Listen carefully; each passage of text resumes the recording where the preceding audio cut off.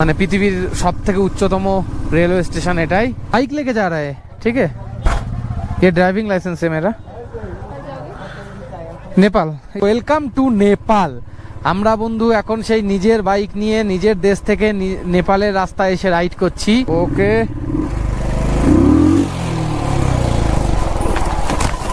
ভিউটা দেখো বন্ধু,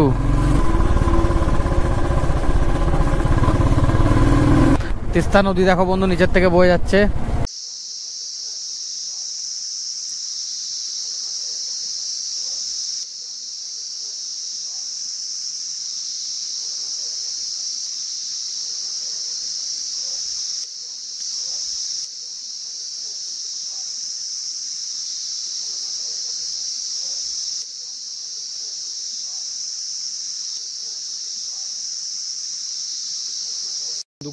good morning from Ecopulse backpackers adventure camp. কালকে তো রাতে আমরা চলেই এসেছিলাম এই ইকোপালস ব্যাকপ্যাকার্স ক্যাম্পে, বাট রাতে তোমাদেরকে ভিউটা দেখাতে পারিনি। এটা পুরো জঙ্গলের মধ্যে সিচুয়েটেড আইসোলেটেড একটা ব্যাকপ্যাকার্স ক্যাম্প। তোমরা জাস্ট ফিল করো এখানে যে পশু পাখি পতঙ্গের যে মানে সাউন্ড হচ্ছে সেটাই তোমরা ফিল করো, জাস্ট একটা আলাদাই অ্যাম্বিয়েন্স একটা। তো বন্ধু এই যে আমি জঙ্গলের মধ্যে যে দাঁড়িয়ে আছি ইকোপালস ব্যাকপ্যাকার্স ক্যাম্পে, এই যে পেছনে উপরে উঠে গেছে মেন রাস্তা, ওই রাস্তাতেই আমাদের বাইকগুলো পার্ক করা আছে। রাত্রিবেলা কালকে বাইকগুলো পার্ক করে ওইখান থেকে নেমে এসেছি। নেমে আসার পরে দেন এই রাস্তা থেকেই ভাবে গেছি। দেখো তোমাদেরকে দেখাই, এই দেখো এখানে এরকম ভাবে পাথরের সিঁড়ি করা আছে যার উপর থেকে উঠতে হবে। দেন এখানে একটা ছোট পুল আছে আর লেফটে একটা ওয়াটারফল আছে। দেখো সুন্দর একটা ওয়াটারফল, সাউন্ডটা শোনো জাস্ট ঝর্ণার। এর মধ্যে এরকম একটা আইসোলেটেড অ্যাম্বিয়েন্স। এই যে বস্তা দিয়ে পাথর দিয়ে করা সিঁড়িগুলো দিয়ে আমাদেরকে উঠতে হবে উপরে। সত্যিই পুরো এটা অ্যাডভেঞ্চারাস ব্যাকপ্যাকার্স ক্যাম্প। তারপরে ঘুরে যেতে হবে লেফটে, লেফটে সিঁড়ি দিয়ে উপরে উঠতে হবে। নিউ টয়লেট তৈরি হচ্ছে। দেন লেফট সাইডে ঘুরে গেলে প্রথম ট্রি হাউস। দেন এখানে পরপর 3-4টে ট্রি হাউস আছে। আর আমরা ছিলাম বন্ধু এই যে সামনে এই ট্রি হাউসটাতে। তো চলো রাইট সাইডে সোজা চলে গেলে টয়লেট এরিয়া। এখানে একটা বেসিন আছে টয়লেট করে এসে হাত মুখ ধোয়ার জন্য। দেন ওই যে হচ্ছে টয়লেট, এখান থেকে আমাদেরকে আবার ব্যাক করতে হবে। দেন রাইট সাইডে উপরে আবার একটা ট্রি হাউস। দেন রাইট সাইডে উপরে উঠে গেলে এখানে স্ন্যাক্সের সময় ইভিনিংয়ে কিছু গান বাজনা হয়। দেখো বন্ধু আই লাভ ইকোপালস লেখা আছে, কি সুন্দর ডেকোরেটেড। এখানে লাইটিং মানে এই লাইটগুলো সন্ধ্যেবেলায় জ্বালানো হয়। এখানে বসে বসে স্ন্যাক্স এনজয় করো আর নেপালি গান শোনো। দেন এখান থেকে ব্যাক করবার পরে রাইট সাইডে যে ট্রি হাউসটা এটাতে ছিল সুমন আর সুজয়, এই যে এটা। আর লেফট সাইডে যে ট্রি হাউসটা এটাতে ছিলাম আমি আর গোপালদা। দেন এটা হচ্ছে ডাইনিং কিচেন এরিয়া। কালকে রাত্রেও আমরা এখানে বসে ডিনার করেছিলাম, তোমরা দেখলে। দেন এই হচ্ছে কিচেন, এর ভিতরে রান্না বান্না হয়। তো কেমন লাগলো বন্ধু অবশ্যই জানিও। এখন আমাদের ব্রেকফাস্ট দেবে, আমরা ব্রেকফাস্ট করে আমরা তো অলরেডি গিয়ার্ড আপ হয়ে আছি। তো তোমাদের সাথে দেখা হচ্ছে ডাইরেক্ট মোটো ব্লগিং সেটআপে। All set to go. তো ইকোপালসকে এই যে ইকোপালস ব্যাকপ্যাকার্স ক্যাম্প যেখানে আমরা স্টে করেছিলাম, তো এই ভিতরে হচ্ছে তোমাদের আছে সেই আমাদের টেন্ট হাউস ট্রি হাউসগুলো। দেন আমরা এখন এখানে আসলাম, ব্যাকপ্যাকিং করলাম বাইকে। তো চলো আজকের জার্নি শুরু করা যাক। চলো দেখো চারিদিকে শুধু বাগান আর চা বাগান। OMG দেখো এই স্টিপ চড়াই দিয়ে কালকে আমরা রাত্রে নেমে এসেছিলাম। এখান থেকে জাস্ট 1.5 কিলোমিটার উঠতে হবে, দেন আমরা মেন রাস্তায় গিয়ে পৌঁছাবো। তো এখনকার আমাদের গন্তব্য হলো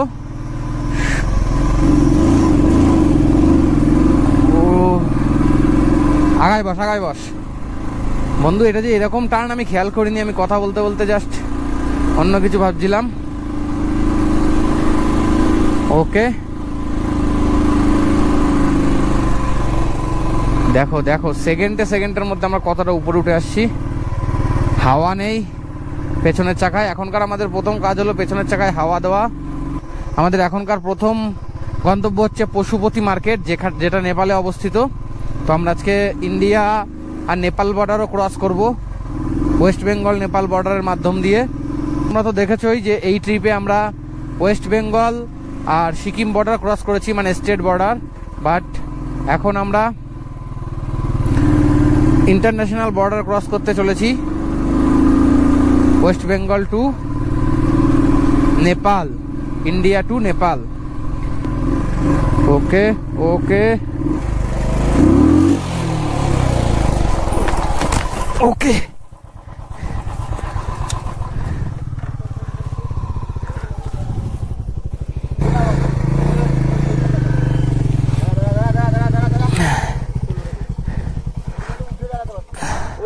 উঠে দাঁড়াও, তোলা যাবে না।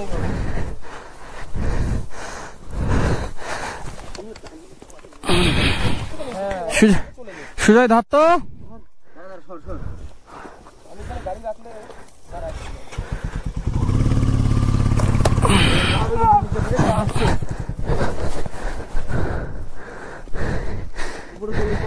নিচে ধর না, ব্যাগ যেভাবে বাঁধা আছে ব্যাগেও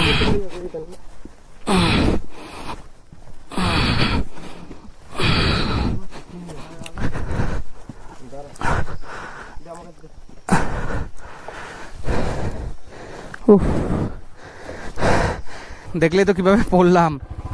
জাস্ট আমার একটা মিস ম্যাচের জন্যে পড়ে গেলাম। আমি গাড়িতে ফার্স্ট গিয়ারের বদলে ভুল করে সেকেন্ড গিয়ার দিয়ে ফেলেছিলাম। এই যা স্টিভ খাড়া আছে, এখানে ফার্স্ট গিয়ার ছাড়া কোনো গিয়ারই চলবে না। এই দেখো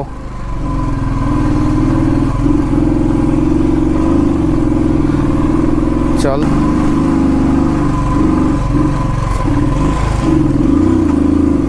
ওকে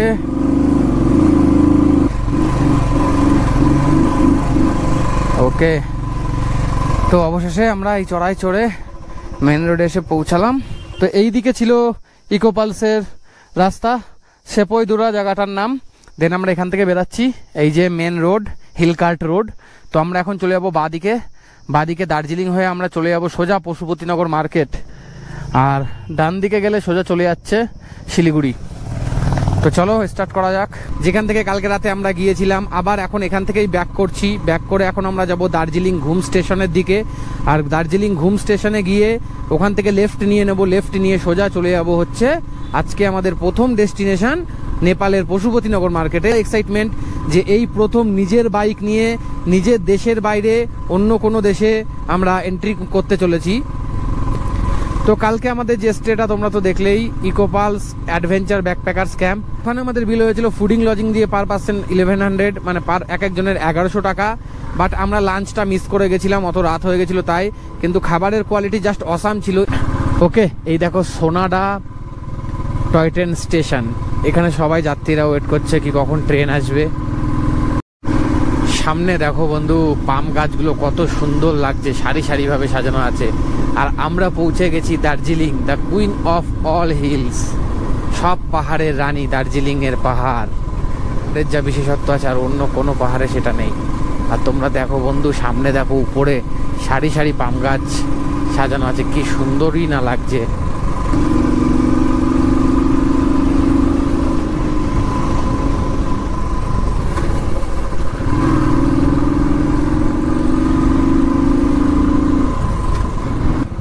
বাদিকে চলে গেলে চলে যাচ্ছি মিরিক, ডান দিকে যাচ্ছে দার্জিলিং, আর আমরা যাব বাদিকে।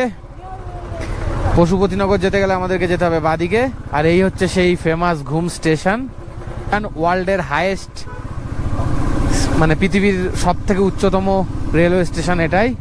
এত সুন্দর সিনিক বিউটি, এত সুন্দর গ্রিনারির মধ্যে দিয়ে, পাইন ফরেস্টের মধ্যে দিয়ে আমরা রাইড করে চলেছি। তো বন্ধু আমরা রাইড করে চলেছি বর্ডারের উপর থেকে, মানে আমার লেফট হ্যান্ড রয়েছে নেপালে আর আমার রাইট হ্যান্ড রয়েছে ইন্ডিয়াতে। আর বন্ধু রাস্তার কর্নারিং গুলো দেখো, জাস্ট অপূর্ব কর্নারিং, সাথে পাইন ফরেস্টের ভিউ। ওয়াও বন্ধু, এই সেই বর্ডার রোড। আমরা কখনো নেপালের মধ্যে এন্টার করে যাচ্ছি রাইড করতে করতে, আর কখনো ইন্ডিয়ার মধ্যে এন্টার করে যাচ্ছি রাইড করতে করতে। আমরা সীমানা ভিউ পয়েন্ট এসে পৌঁছে গেছি। এই হচ্ছে সেই সীমানা ভিউ পয়েন্ট। এই দেখো, পশুপতি ফাটক হচ্ছে 6 কিলোমিটার, মিরিক হচ্ছে 19 কিলোমিটার, শিলিগুড়ি 69, আর এই জায়গাটার নাম হচ্ছে গলিটার ভিউ পয়েন্ট। তো আর আমরা পশুপতি ফাটক থেকে মাত্র 2 কিলোমিটার দূরে আছি। ফাটক বলতে বন্ধু যেটা হচ্ছে চেকপোস্ট, যেখান থেকে আমরা নেপালে এন্ট্রি করব, সেই চেকপোস্ট থেকে আর মাত্র 2 কিলোমিটার দূরে আছি বন্ধু। রাইট সাইডে নেপালের বর্ডার, এই যে এই বর্ডারের ওই পাশেই নেপাল। তোমাদেরকে কাঁটাতারের বর্ডারও দেখিয়ে দিলাম। এই যে বন্ধু চেকপোস্ট। আমরা একটু আর্মি অফিসারের কাছে, স্যার উধর জানা থা, যাও गाड़ी का रसीद इधर गाड़ी रख के जाऊँ या फिर गाड़ी लेके?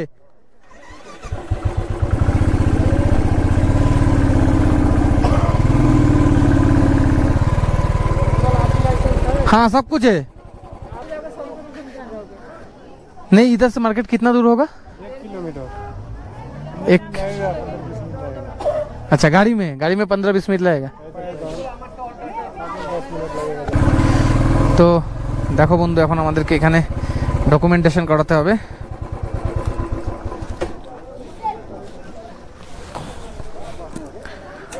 ओके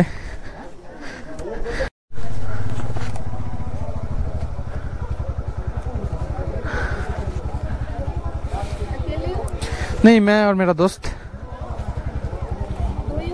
हाँ 2 ही। और क्या चाहिए मैडम?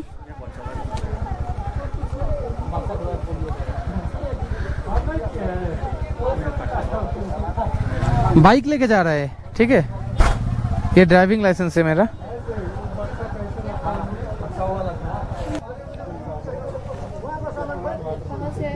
कलकत्ता।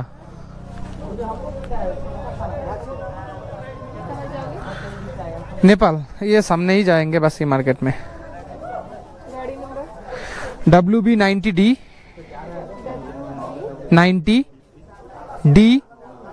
17777। हाँ हाँ पर्सनल कार है, बाइक है बाइक।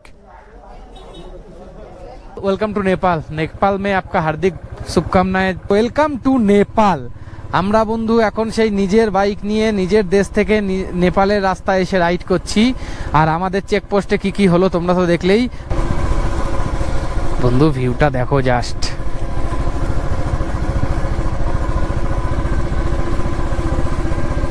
পশুপতি মার্কেটে আরো একটু নিচে এসে এই যে চোকটা দেখতে পাচ্ছ তোমরা, চোক বলতে মানে এই বাজারটাকে দেখতে পাচ্ছ, এটা নেপালি ভাষায় চোক বলা হয়। তো এই যে এই দোকানটা থেকে আমরা একটু শপিং করে নিলাম বাড়ির জন্যে। আর আমাদের টাকায় টোটাল এখানে শপিং করলাম আমি 1250 টাকার। জাস্ট একটাই ড্রেস নিয়েছি।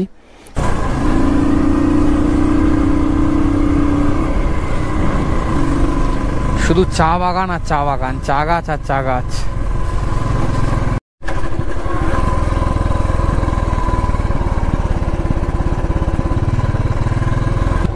चा पत्ता मिलेगा?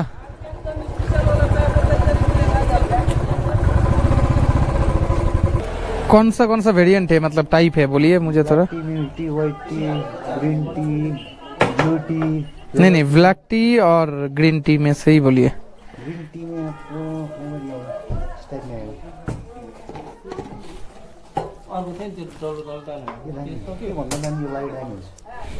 टेस्ट करके देंगे आप। कितना होगा इसका प्राइस? 100 ग्राम का 100 रुपीज। তোমরা যে চায়ের দোকান দেখলে বন্ধু, যেখানে চায়ের পাতা কিনতে গেছিলাম, তো ওখান থেকে চা পাতা কিনে নিলাম। আর টোটাল 4টে আলাদা আলাদা ফ্লেভারের চা নিলাম। লেমন টি নিলাম একটা গ্রিন টি, আর একটা স্ট্রবেরি টি, আর একটা ব্ল্যাক টি। আর টোটাল এখানে প্রাইস পড়লো 4টে মিলিয়ে 1000। তো বাকি আমরা এখন সোজা নিচে নেমে যাবো শিলিগুড়িতে। বিকাল 4টে বেজে গেছে। ভিউটা দেখো বন্ধু। আর এই পাহাড়ি ওমেনরা দেখো চা বাগানে কিভাবে কাজ করে।